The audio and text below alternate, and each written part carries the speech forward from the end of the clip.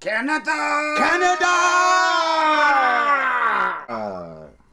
We probably should have discussed this first. Yeah, probably. A little awkward. As you can see, Craig and I both have decided to dress up as Tetsuo from the movie Akira.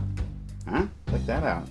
Kona made this for me, and I helped. Check this out. I'm not wearing sleeves. This is a first for me. I'm loving it.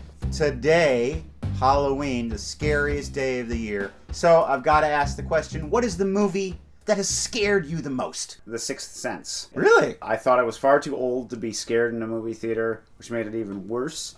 But I turned to the person I was at the movie with, and I said, make it stop. You know how much of a fan of bottle movies that I am, so my favorite horror movies are the haunted house movies, and probably the scariest haunted house I've ever gone into is the Overlook Hotel with Jack Nicholson in The Shining. Yes. Probably the scariest movie I've seen top to bottom, although the most I've been scared by a movie was I saw the Texas Chainsaw Massacre on network TV, edited for television, and that night I was in my bed in the dark, and I basically had my first panic attack. Really? Wow. Thinking about that movie and being frozen with fear. I must have been 8 or 9 years old, and my brother rented Texas Chainsaw Massacre. And about 3 minutes in, I just went into the kitchen, like 2 rooms away, and listened. And that was one of the scariest experiences of my life, because it's just screams and motors. So how do we wrap this up? I don't know, Matt. Look at this! You can look at it from both ways. Huh? Hey, they can't see the guns. You're welcome. Yes. I've got a bunch of movies that I've never seen before. You don't know what they are. Every episode I'm going to spring one on you. It might be good, it might be bad. We'll watch it and talk about it. Welcome to the basement.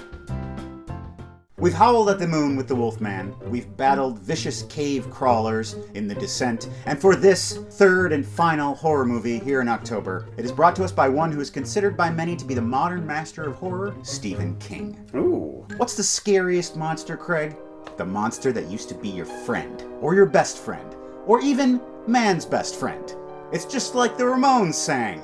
I don't want to be buried in no pet cemetery. Oh, no, we're watching this movie?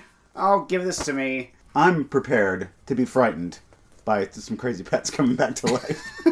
Released in 1989, starring Denise Crosby and Fred Gwynne, or if you like, Tasha Yar and Herman Munster.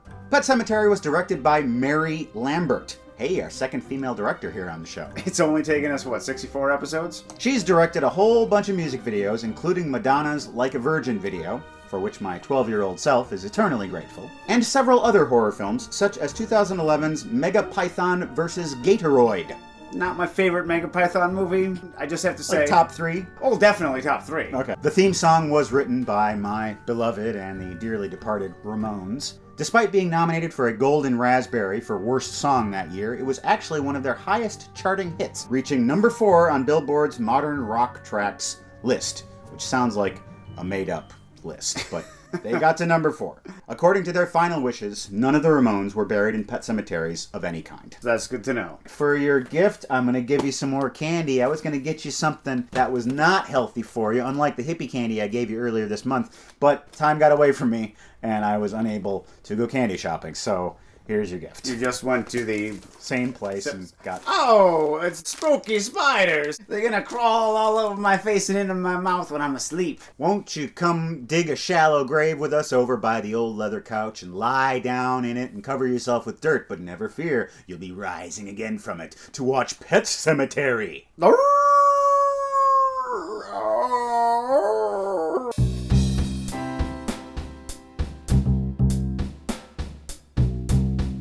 It is not a horror movie from the 80s unless there's a spooky child's choir singing over the opening credits. That's right. The Creed family, Louis, Rachel, Ellie, and little Gage, along with Church the cat, have just moved to Maine. The kids leap out of the car and immediately run towards danger. Mommy! Gage, the little baby, runs out into the road and nearly gets hit by one of the semis that are constantly speeding past the Creed's new home. He is rescued by Judd Crandall, lanky goon of a man. I live just across the road. Who becomes fast friends with the Creeds. They have various questions about the house, like, what's with the spooky trail? And he says, oh, I'll tell you all about the spooky trail later. It's damn good to see people in it again. Touch you later.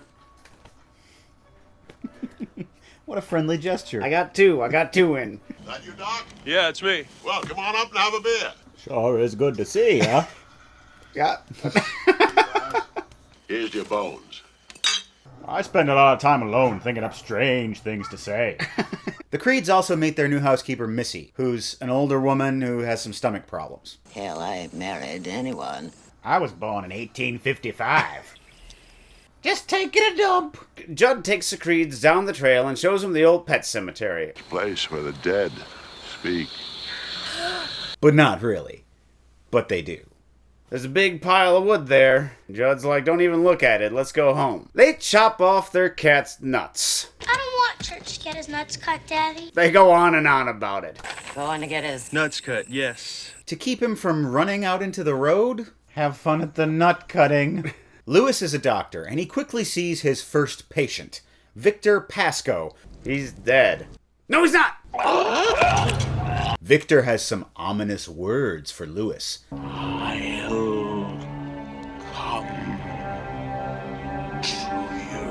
And then he immediately dies. I got one tap, but it was a long one. That night, Lewis has a scary dream where Victor comes into his house. Tap. Friendly shoulder tap. What we do here in Maine. And they go out to the Pet Sematary in the middle of the night. Do not go on to the place where the dead walk.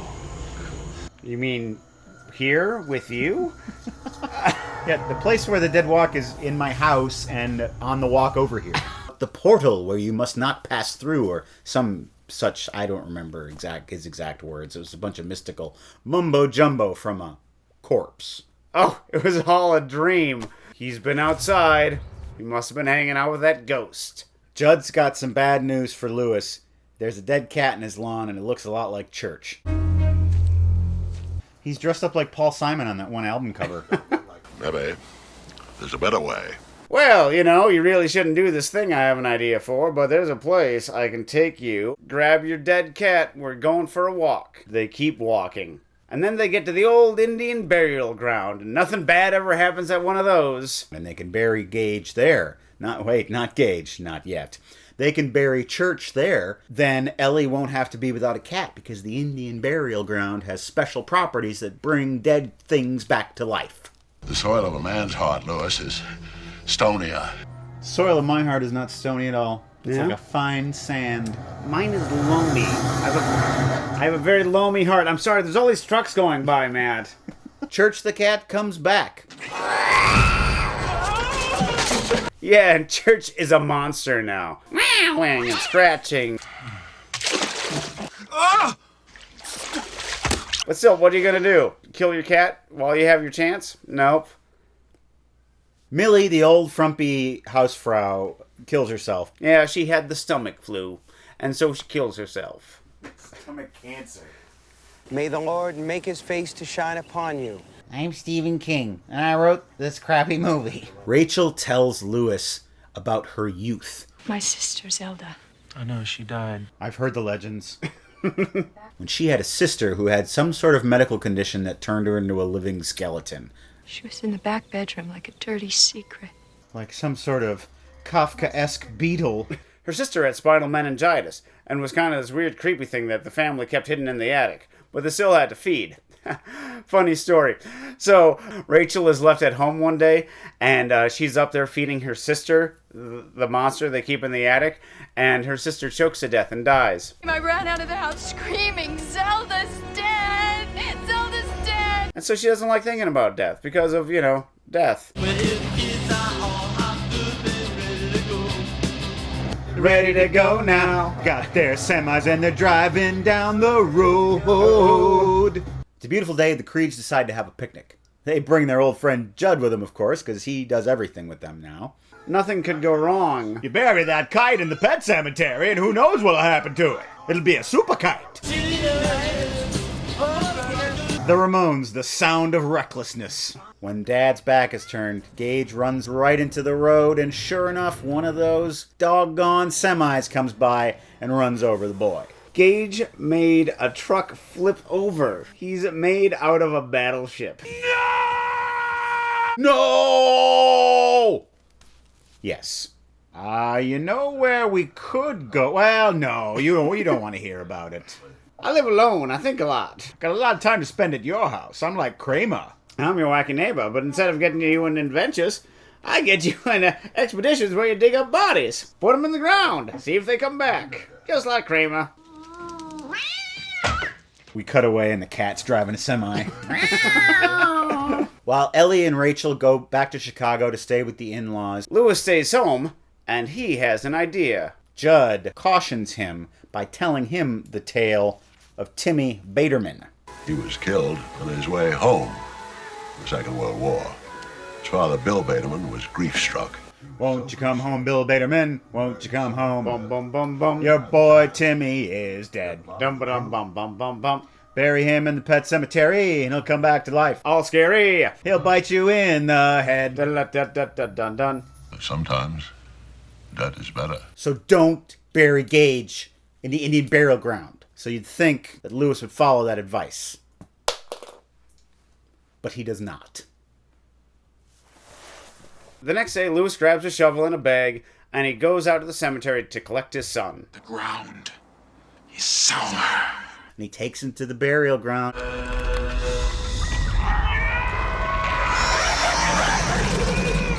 What? And there he buries Gage. You know how it's going to happen. Ellie in Chicago has been having horrible dreams. And she says she's being visited by a ghost. Rachel says, I better find out what's going on. Probably went out for a hamburger or a chicken dinner, dear. You know how men are. You know how they are. Who's interrupting my chicken dinner? I'm a bachelor. I eat hamburgers every lunch and chicken dinners for every dinner. The ghost is Victor Pascoe, the stupid, blood-covered corpse who follows Rachel across the country and gives her advice as she goes. I don't get it. Lewis goes home, and after a long day of grave robbing and using ancient evils, he has to fall asleep. Gage wakes up. Oh, such a cute little boy. He goes and rummages around in his dad's medical bag. Oh, he must be interested in his pop's profession. No, he's looking for the scalpel. Gage has become a murderous little imp. He goes over to Judd's house. Judd bumbles around like the oaf that he is. Bedroom seems to be empty. No, it's not.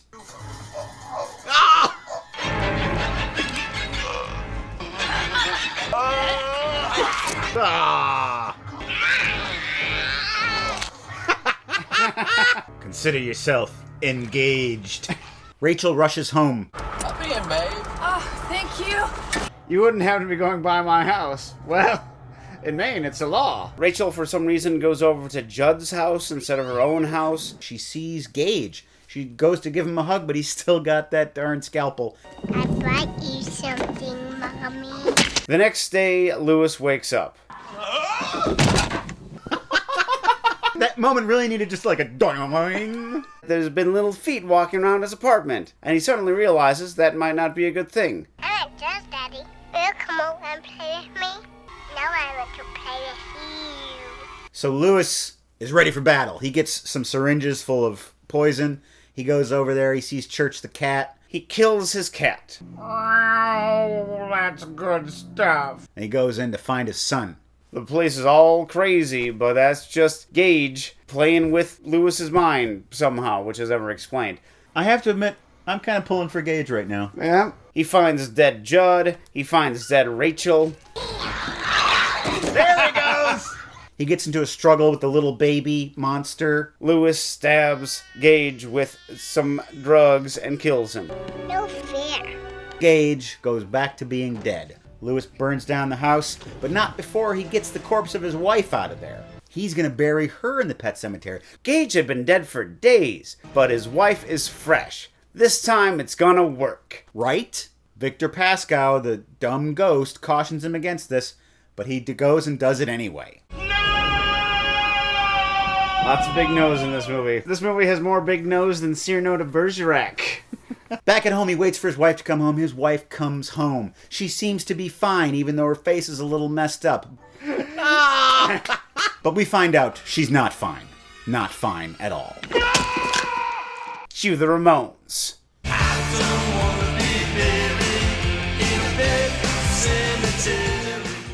Sometimes dead is better. A sentiment that I'm sure has been echoed by many people who have just watched Pet Sematary. Yes. You were right, it's not very good. It is better than I remember it being. Wow. Yes. Usually not the case. Well, that's because I had probably read Pet Sematary less than a year before the movie came out. Yeah. I knew the stuff that they were leaving out. I could see the stuff they were trying to do and failing at, trying to compress things that were much better spread out over 300 pages. A novel. There's so much that happens in this movie that just comes out of nowhere and doesn't mean anything. The character of Millie, her life and death. Yeah. It doesn't feed into the story at all. No, that it doesn't. Stupid face that comes out and... The most ridiculous thing in the movie was Victor Pascal. That character of the dead guy coming back to warn you about something can be done effectively. We've seen American Werewolf in London. It's a scary character. It's a funny character. Can I have a piece of toast? And it works perfectly in that. Victor doing the exact same shtick, not at all. Every time that guy showed up, there may as well have just been a trombone that went... It was just so dumb. I remember that moment so much. Pascal on the plane, all but ordering more hot nuts. There didn't seem to be any effort made beyond the bare minimum by anyone involved with this entire movie. The lighting was just kind of like, how about we light the scene? Yeah. Should it be ominous? No. How do we make this big pile of twigs scary? Blue light. You know what's scary? Blue light. I have to say that I like the ending. This dope who's been causing all this trouble and making all these bad decisions, he's finally taken care of. Yes. You don't like him. No. You don't really like anyone. Rachel's story was still really creepy because of the sister. So you have this wonderful little creepy thing in the middle of your movie. Little Rachel runs out of the house, and there's like three people just standing by the door. It's like, who are you, family? If you're why did you pick like the least appealing people ever put on film to be here? I'm getting down on them because they're fat and ugly, but welcome to movies, kids. And again, the sister really has nothing to do with the story. It is the only thing that colors the character of Rachel. Okay. What does Rachel do for a living? Something. She leaves the house and she has to have someone else clean for her. The ground's sour here in the basement after watching Pet Sematary. If you haven't seen it, check it out. It's good for a laugh. You can cross through the portal into our website, welcometothebasementshow.com, and there you can see all sorts of great things. Also, there's a PayPal donation button. You can donate a couple of measly dollars to help support our show. We could certainly use it. We've had some accidents happen recently, speeding trucks. How do you think his arm got that way? That's right. Look at this. Cautionary tale right here. Some of our recent donors are... Dan, who says, thanks for expanding my cinematic horizons. Kenneth, Casey, William, Callum, Jesse.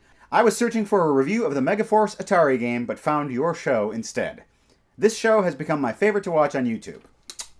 Crystal, love the show. Leston, Matt's insistence that I call my mother then and there meant that I caught her at a good time. That's right, call your mama. Eric, Joe, Tom, Sean, who says, always interesting, always thoughtful, always fun. Megan, who says, I'm making this donation in honor of my lovely husband, Andy, for our 3rd anniversary. The traditional gift is, of course, leather, so I thought making a contribution to the show with the big leather couch would be more than appropriate. We both are crazy about Welcome to the Basement.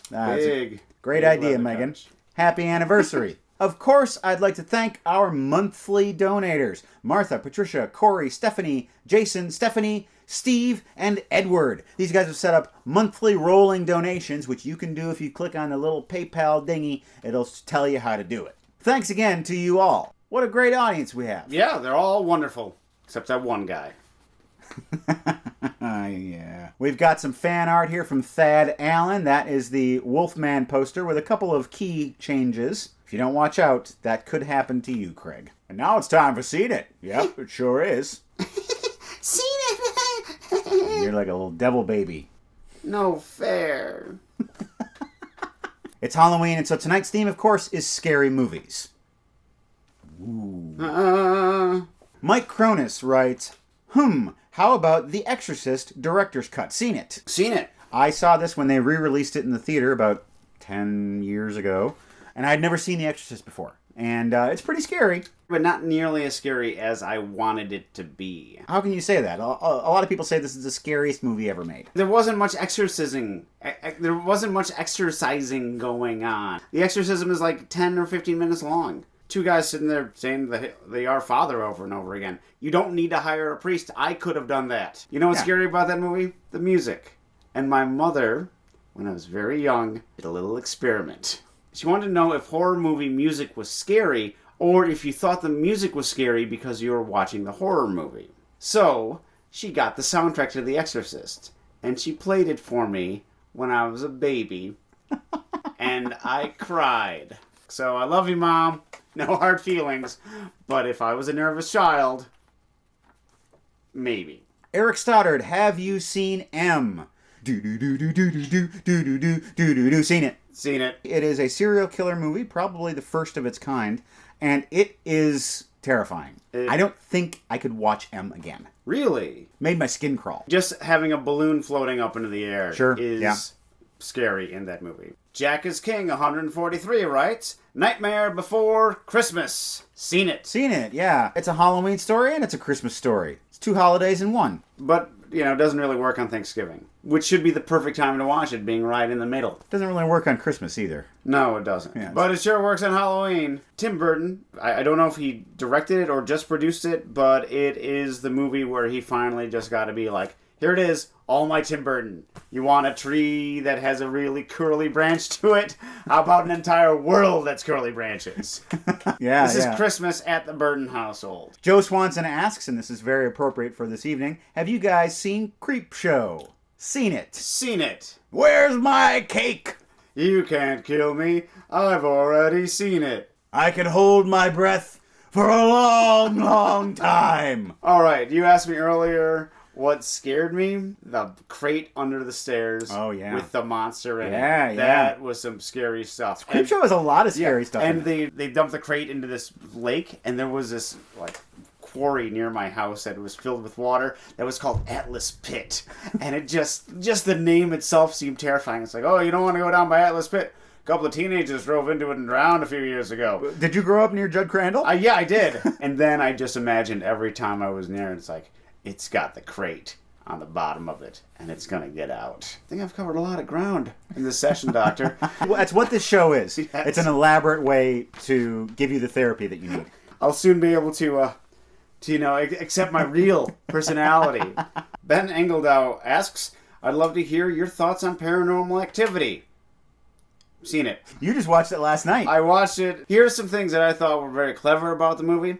The fact that it wasn't in an old dark house. It was just in some suburban San Diego tacky little house. Yeah. So that half of the audience who's watching the movie, it's their house. My bedroom, looking from the angle that the camera does in the movie, our bed is right here, and then there's a door, and there's a stairway going down. That's exactly how, like you were saying. A sheet falling off a bed. Yeah. That's all you need for it to be scary. Mm-hmm. And you know what happens to everyone on occasion? Your sheet falls off your bed.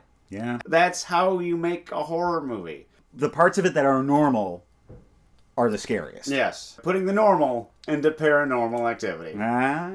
That's Seen It. And that's our show. Oh, haven't we had a spooktacular time here in October on the show? We watched 3 horror movies, and at least one of them was good. We hope you had a good time nevertheless, and we hope you'll join us next time where things won't be scary at all. They'll be back to normal. Or will they? Good night. Everything's gonna be alright, Ellie. Do you swear? Yeah, I swear. When you're not around, I swear quite often. Normally when I hang out with Judd Crandall, he's got a mouth on him. You think he's some folksy Maine grandfatherly type, but he's a foul-mouthed racist. The ground is sour.